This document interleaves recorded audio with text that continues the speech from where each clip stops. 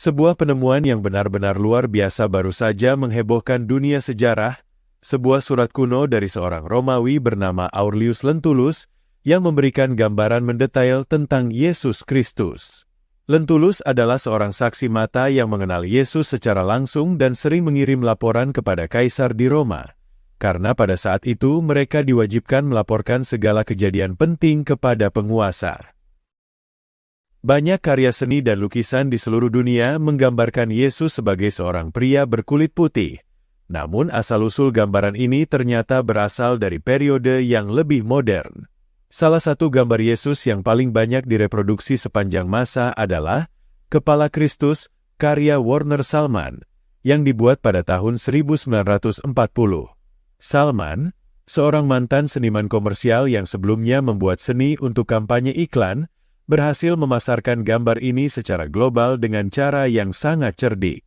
Melalui kemitraan dengan dua penerbit Kristen besar, satu dari kalangan Protestan dan satu dari Katolik, gambar ini menjadi sangat ikonik. Kepala Kristus, karya Salman dimasukkan ke dalam berbagai bentuk media dan benda keagamaan, mulai dari kartu doa, kaca patri di gereja-gereja, hingga lukisan minyak yang menghiasi banyak rumah. Tak hanya itu, gambar ini juga ditemukan dalam kalender, himne, bahkan lampu malam. Keberhasilan Salman dalam mempopulerkan gambaran ini menjadikan Kepala Kristus sebagai salah satu representasi Yesus yang paling dikenal di seluruh dunia, terlepas dari kenyataan bahwa wajah tersebut mungkin tidak mencerminkan penampilan Yesus yang sebenarnya.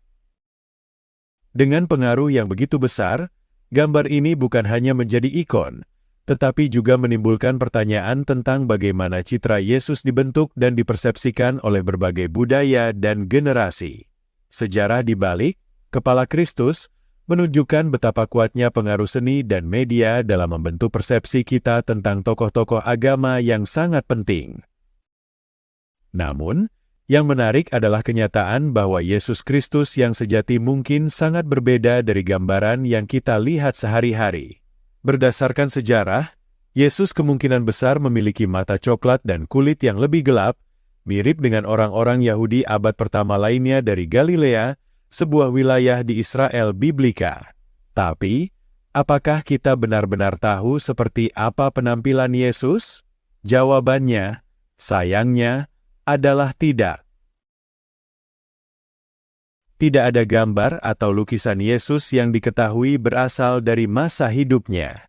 Bahkan, Alkitab tidak memberikan deskripsi yang jelas tentang penampilan fisik Yesus. Jika kita bandingkan dengan tokoh-tokoh lain dalam Perjanjian Lama seperti Raja Saul dan Daud, yang digambarkan sebagai pria yang tinggi dan tampan, penampilan Yesus tetap menjadi misteri. Perjanjian Lama, khususnya Nabi Yesaya, menyebutkan bahwa juru selamat yang akan datang tidak memiliki keindahan atau kemuliaan yang menonjol. Sebaliknya, Kitab Mazmur menggambarkan dia lebih cantik daripada anak-anak manusia, dengan cantik yang bisa jadi merujuk pada kecantikan fisik. Inilah yang ditulis oleh Lentulus, seorang pejabat Romawi di Yudea, tentang Yesus Kristus yang hidup di masa pemerintahan Kaisar Tiberius. Lentulus menyaksikan khotbah, mukjizat, dan keajaiban Yesus yang tiada henti. Dalam suratnya kepada Senat Romawi, Lentulus menggambarkan Yesus sebagai seorang pria dengan kekuatan besar, dikenal oleh non-Yahudi sebagai nabi kebenaran dan oleh para muridnya sebagai anak Allah yang membangkitkan orang mati dan menyembuhkan penyakit. Menurut Lentulus, Yesus adalah seorang pria dengan tinggi sedang dan penampilan yang menarik. Wajahnya memancarkan rasa hormat yang menginspirasi cinta dan takut. Rambutnya berwarna seperti hazelnut muda, halus hingga telinga, tetapi lebih gelap dan bersinar dari telinga ke bawah, mengalir di atas bahunya dengan rapi. Wajahnya halus tanpa kerutan, dengan dahi tenang dan kulit yang cantik. Hidung dan mulutnya sempurna, tanpa cacat, serta memiliki janggut penuh dengan warna rambut yang sama, sedikit lebih padat di dagu. Ekspresi Yesus digambarkan sederhana dan dewasa, dengan mata biru abu-abu yang jernih. Dalam tegurannya, ia tampak mengerikan, tetapi dalam nasihatnya, ia penuh kasih sayang dan ceria, meski tetap serius. Lentulus mencatat bahwa Yesus kadang-kadang menangis, tetapi tidak pernah tertawa. Tubuhnya tinggi dan lurus dengan tangan dan lengan yang indah.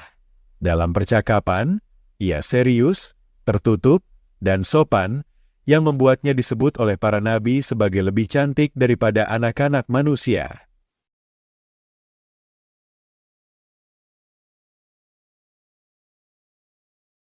Deskripsi Yesus yang muncul dari surat Lentulus menggabungkan potret tradisional dengan elemen yang terinspirasi oleh penggambaran Yunani.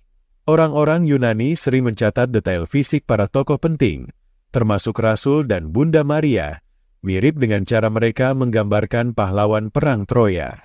Tetapi ada lebih dari sekadar tradisi yang bisa kita gabungkan dengan penemuan modern.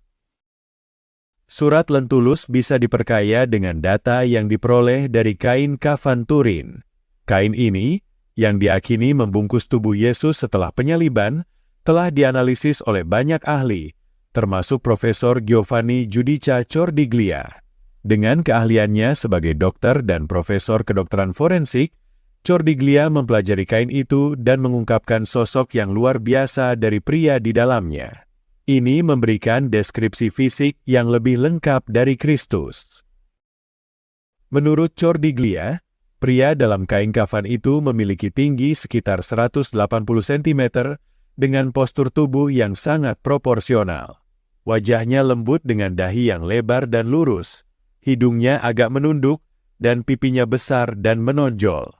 Ini menunjukkan pria yang tidak hanya menarik secara fisik tetapi juga memiliki kekuatan fisik yang lebih baik daripada rata-rata pria pada zamannya.